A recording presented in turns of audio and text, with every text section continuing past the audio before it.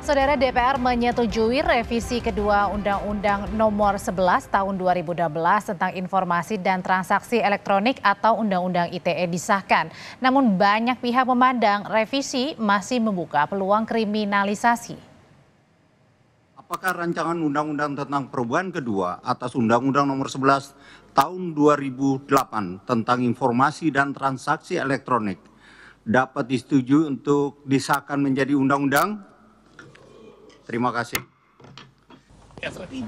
DPR menyetujui revisi kedua Undang-Undang Nomor 11 Tahun 2016 tentang Informasi dan Transaksi Elektronik atau Undang-Undang ITE disahkan. Dalam rapat paripurna ke-10 di DPR Selasa 5 Desember 2023. 9 atau semua fraksi sebelumnya telah menyepakati perubahan kedua Undang-Undang ITE disahkan menjadi undang-undang dalam rapat pengambilan keputusan tingkat 1 pada 22 November lalu. Menkominfo Budi Ari Setiadi mengklaim perubahan RUU kedua Undang-Undang ITE untuk menghadirkan ruang digital yang bersih, sehat, dan beretika.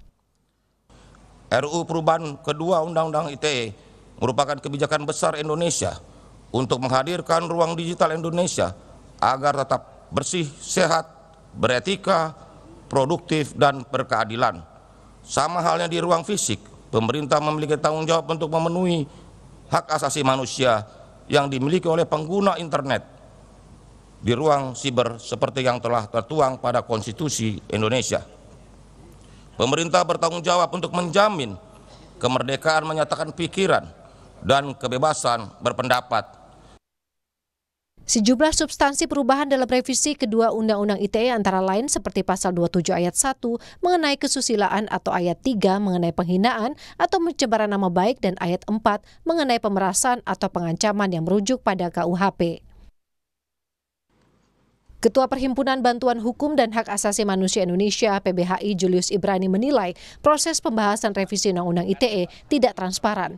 Julius juga menyatakan undang-undang yang dibuat menunjukkan pemerintah mengkebiri HAM dan kebebasan berpendapat. Ini semakin membuktikan bahwa rezim Jokowi dan juga DPR saat ini memperbanyak jumlah peraturan atau undang-undang yang sifatnya drakonian. Dia betul-betul menjerat hak asasi manusia, mengkebiri hak asasi manusia, lalu menggunakan kekuasaan-kekuasaan yang represif seperti kekuasaan peradilan, kepolisian, kejaksaan, dan pengadilan untuk merepresi hak asasi manusia warga negaranya melalui informasi yang beredar, melalui kebebasan berekspresi, melalui pendapat-pendapat yang disampaikan lewat platform digital. Undang-Undang ITE sejak kemunculannya memang mendapat banyak kritik dan penolakan. Undang-Undang ITE sebelumnya dinilai menghambat kebebasan berpendapat dan juga membuka peluang kriminalisasi. Tim Liputan, Kompas TV. Banyak pihak menilai revisi undang-undang masih membuka peluang kriminalisasi. Benarkah demikian? Kita akan bahas malam hari ini bersama Usman Kansong, Dirjen Informasi dan Komunikasi Publik Kemkominfo, dan juga Usman Hamid, Direktur Eksekutif Amnesty International Indonesia. Selamat malam, Bapak-bapak. Oke, saya ke Pak Usman Kansong dulu. Pak Usman, sebenarnya apa sih alasan ada perubahan dalam Undang-Undang ITE melalui revisi Undang-Undang ITE? Masih di mute, Pak Usman? Malam, Pak Usman.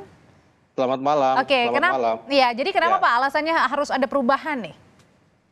Iya, jadi kalau kita lihat secara kronologis, waktu Undang-Undang ITE yang pertama diundangkan, ya disahkan, muncul banyak penolakan, bahkan ada judicial review, terutama terkait dengan pasal penghinaan, pencemaran nama baik. Nah, kemudian direvisi di perubahan pertama, ya perubahan pertama sudah lebih baik, ya, tetapi memang masih ada perbedaan tafsir, ya perbedaan tafsir orang-orang yang semestinya tidak dikenakan undang-undang tersebut itu terkena undang-undang tersebut karena adanya perbedaan tafsir. Ya, sebagai contoh kasus Baik Nuril, ya Baik Nuril, kemudian ada beberapa contoh lain, ya termasuk beberapa catatan misalnya yang menimpa wartawan ataupun pers. Ya, ada perbedaan penerapan. Nah, karena itu dilakukanlah perubahan kedua, Ya, perubahan kedua itu jadi semangatnya adalah menghadirkan kepastian hukum supaya tidak ada perbedaan pendapat lagi yang biasa masyarakat menyebutnya pasal karet. Ya, tidak ada lagi pasal karet.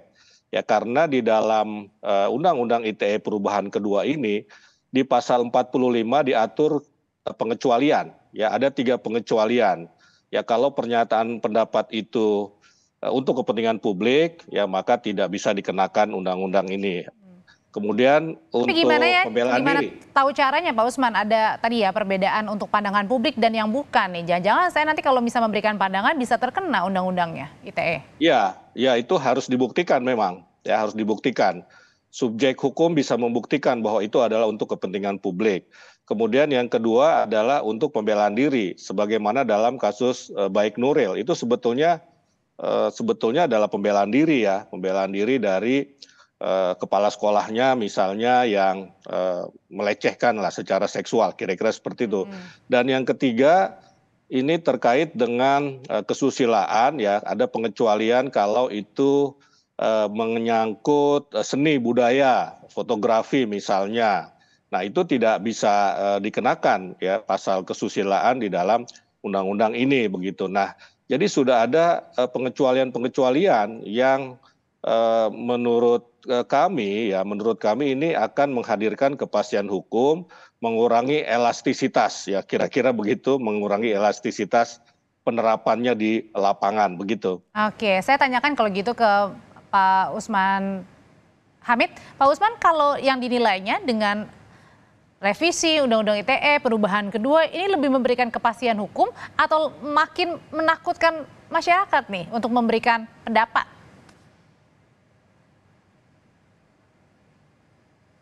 Pak Usman Hamid sudah bergabung melalui sambungan telepon. Malam Pak Usman. Oke, masih belum tersambung. Oke, saya balik lagi ke Pak Usman Kansong. Oke, tadi harusnya adalah memberikan kepastian hukum ya Pak ya. Nah, tapi kemudian yang dirasakan masyarakat juga seperti ini nih, larangan disengaja menyerang kehormatan atau nama baik orang lain dengan mendudukan dalam bentuk informasi elektronik itu penambahan masukannya. Betul begitu? Iya, jadi karena prinsip Undang-Undang ITE ini itu adalah bahwa kebebasan dan hak berpendapat ya ini harus juga mempertimbangkan hak dan kebebasan orang lain juga. Ya itu, jadi semangatnya ada di situ dan hal-hal seperti ini juga berlaku kok di negara lain. Coba Mbak cek misalnya di Eropa. Ya di Eropa itu seperti ini ya, Undang-Undang ITE itu sebagian memang mengacu kepada aturan serupa di Eropa. Ya di Eropa yang menganut free speech absolutism itu kan Amerika, tapi Eropa tidak menganut seperti itu. Eropa menganut istilah saya itu deliberative free speech. Tapi kalau Amerika memang free speech absolutism, walaupun sekarang juga sudah ada perubahan. Ya, artinya mau diatur. Kalau kita lihat di Amerika sendiri banyak Pak negara Usman Kansong, bagian. Saya tahan dulu sampai di situ ya. Saya tahan dulu sampai di situ. Saya mau bertanya kepada Mas Usman Hamid. Pak Usman Hamid, selamat malam. Mudah-mudahan sambungan teleponnya sudah baik. Belum, lanjutkan silakan Pak Usman Kansong. Iya, bahkan di Amerika sendiri pun kendati dia menganut free speech absolutism, tapi ada tafsir-tafsir baru. Ya sehingga kalau kita periksa di banyak negara bagian di Amerika sudah memunculkan undang-undang semacam undang-undang ITE. Ya misalnya negara bagian California itu sudah memiliki undang-undang melindungi anak ya dari misalnya bullying di internet. Tapi kalau mau menyatakan pendapat, gimana kita bisa tahu itu menyerang atau enggak, kan belum tentu niatnya itu. Saya mau coba tanya ya Pak Usman Kansong ya. Itu kan nanti dilaporkan. Ya yang ketiga, yang lain lagi adalah bahwa kalau memang ada orang yang merasa terhina, ya dia harus subjek hukum itu yang melaporkan, tidak boleh orang lain. Jadi yang dihina itulah, yang merasa dihina itu yang melaporkan. Kan berhak juga dia kan dia berhak juga untuk mempersepsi bahwa ini adalah hinaan begitu dan melaporkannya kan begitu. Itu tadi yang saya sampaikan, prinsip kebebasan dan hak berpendapat juga harus mempertimbangkan hak dan kebebasan berpendapat orang lain. Oke, kita tahan dulu sampai di situ Pak Usman Kansong. Saya mau tanya ke Mas Usman Hamid. Malam Mas Usman Hamid. Selamat malam, selamat malam. Nah, ini sambungan teleponnya sudah bagus. Mas Usman Hamid, menurut pandangannya revisi Undang-Undang ITE perubahan kedua ini makin menguntungkan, memberikan kepastian hukum buat masyarakat atau sebaliknya nih, makin membuat takut masyarakat yang bersuara? Belum banyak karena kebatinan yang berubah sebenarnya di masyarakat, terutama di kalangan masyarakat sipil yang masih berharap sebenarnya pemerintah memberi waktu agar ada proses konsultasi yang lebih meluas dan lebih bermakna. Nah, di dalam pemerintah sendiri sebenarnya ada semacam kesan bahwa antara Kementerian Hukum dan HAM dengan Kementerian Komunikasi dan Informasi itu kurang koheren di dalam menyiapkan rancangan dan pembahasan hingga pengesahan yang baru terjadi beberapa hari lalu. Bahkan hingga 3-4 bulan yang lalu, kami bersama Kementerian Hukum dan Hak Asasi Manusia seperti berusaha untuk meyakinkan Kementerian Kominfo agar mau membuka naskah tersebut, daftar inventarisir masalah, dan juga tahapan untuk menuju pengesahan.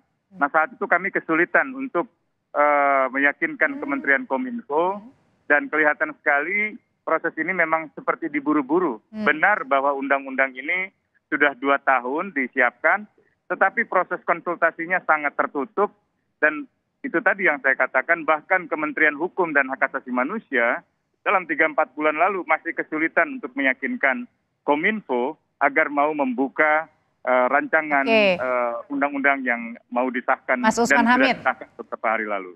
Kenapa menurut Mas Usman ini tadi terkesannya buru-buru, terkesannya tertutup, padahal udah diminta untuk buka-bukaan aja, biar ada saran juga yang bisa diberikan sama teman-teman?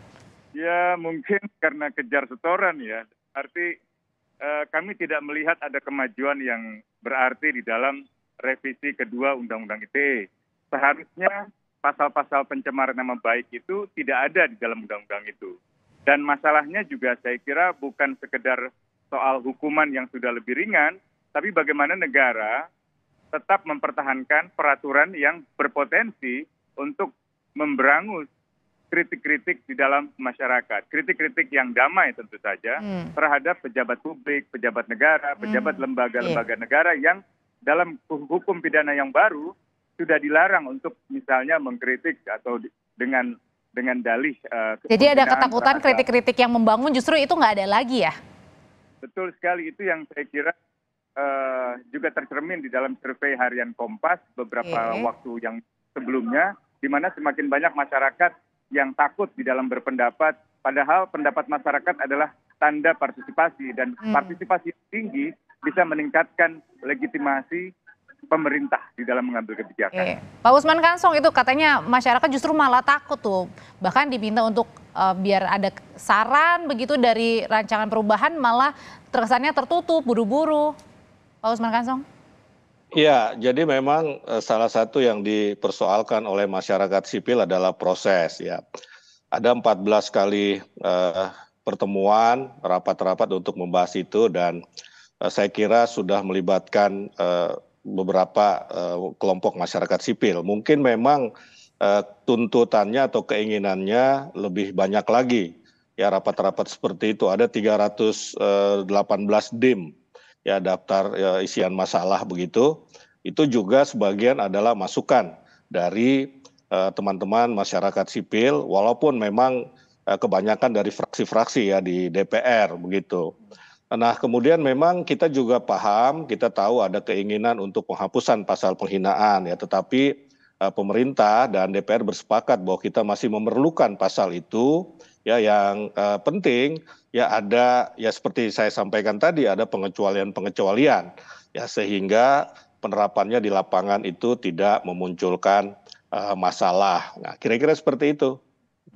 Kalau Mas tapi memang kemarin ya kita juga dialog, diskusi dengan teman-teman Komisi 1, ini mungkin bisa menjadi masukan, artinya partisipasi bermakna yang lebih luas itu di masa-masa mendatang dalam perumusan peraturan, regulasi itu ya memang diperlukan ya. Saya kira ini masukan baik sekali begitu.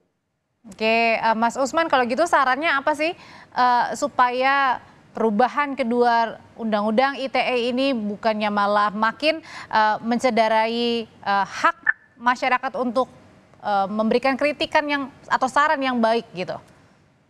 Ya, jadi Mas Usman Hamid maksudnya. Oke, ini ada dua Usman. Iya. Kita perlu Pak Anwar Usman juga biar lebih. Silakan, Mas. Kami waktu itu sudah mengusulkan agar ada penundaan lah setidak-tidaknya untuk memastikan partisipasi masyarakat bisa lebih maksimal. Tapi tampaknya himbauan itu tidak didengarkan. Nah, sebenarnya kami ingin sekali agar masyarakat menjelang pemilu ini berkonsentrasi pada pemilu dan bebas di dalam menyuarakan pendapatnya. Ada aturan-aturan yang misalnya masih mengatur tentang pencemaran nama baik, penghinaan pejabat, itu membuat masyarakat jadi ragu. Apalagi hari-hari terakhir ini diwarnai dengan pemberitaan seorang seniman yang sangat terkenal, Butet Kertarejasa bersama teman-temannya mengalami intimidasi. Data kami juga menunjukkan bahwa kasus pencemaran nama baik yang diatur di dalam Undang-Undang ITE sebagian besar dikenakan kepada pihak-pihak yang kritis dan pihak-pihak yang menentang kekuasaan. Dalam kasus yang lebih buruk, masalah ini kerap kali dipakai untuk membungkam aktivis-aktivis hak asasi manusia. Jadi kami sangat berharap waktu itu agar ada penundaan. Di tahun ini saja atau bahkan dalam beberapa bulan terakhir itu ada setidaknya 40 kasus yang masuk ke kantor Amnesty International. Ini yang sangat kami perhatikan dengan serius. Oke, jadi perhatian besar adalah dalam perubahan kedua Undang-Undang ITE atau rancangan Undang-Undang ITE ini tidak makin membuat masyarakat menjadi takut untuk bersuara. Terima kasih Mas Usman Hamid, terima kasih juga Pak Usman Kansong. Sehat selalu Bapak-Bapak. Terima kasih banyak.